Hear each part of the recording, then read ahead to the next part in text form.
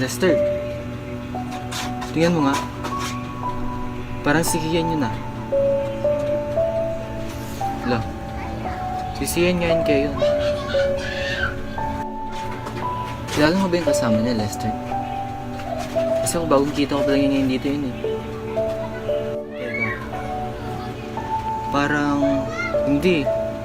Parang hindi lang ko siya nakita sa school. Ewan ko kung transfer yan. Siyan? Siyan? Sino siya? Kayon? Akala ko may pasok kayo ngayon. Di ba yun yung sabi mo sa akin ng gabi? Oo, okay yun. May pasok kami ngayon. Bali, naka-break time na kami. Siyan? Sino siya? Kapatin mo nga ako. Sino siya?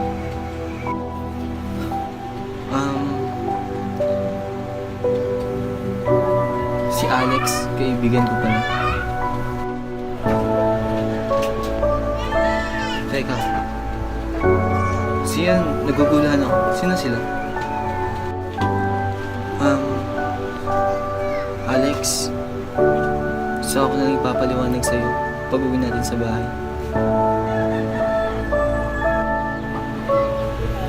Ako si Alex. Sige yun, Joan, Siyan. Bakit ba? Siyan na to. Niloloko mo naman ba ulit ako? Sabi ko na nga ba eh. Ha? Kaya yun.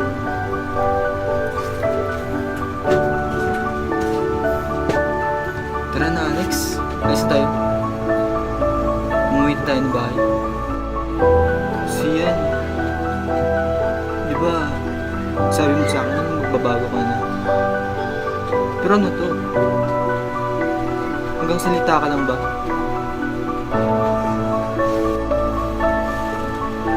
Kaya yun. Pasensya ka na. Pasensya ka na kung nadala ulit ako ng tutsulo ng damdamin.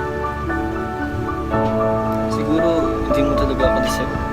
Siguro, deserve mo yung mas may magmamahal sa'yo. Pasensya na. Ano na siyan? Ano to? Niloloko mo ulit ako?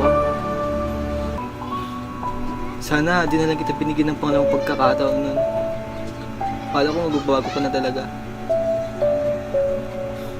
Puro ko lang pala salita.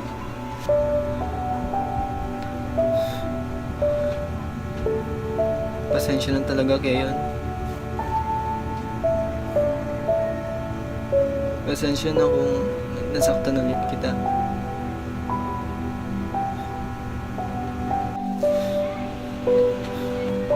Sorry? Sa palagay mo, tatanggapin ko pa yung sorry mo yun? Saksak mo sa baga mo yung sorry mo. Tara na, Lester. Alis na tayo. Tara. Napakasinungaling mo talaga, Siyan. Dinami mo pa ako sa kalokohan mo. Alex, wag mo akong iwan. Ikaw na lang yung meron ako. Pasensya na. Pwede pa naman natin pag-usapan, di ba?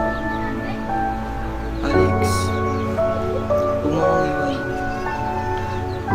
Pakiusap. Saksak mo sa baga mo yung pinagmamalaki ng pagmamahal mo sa akin.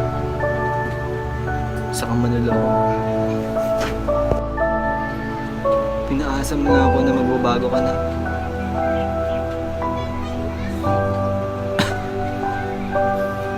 Sana tumagal kayong dalawa. Hindi na ako mangyayaan sa inyo. Tara na, Lester.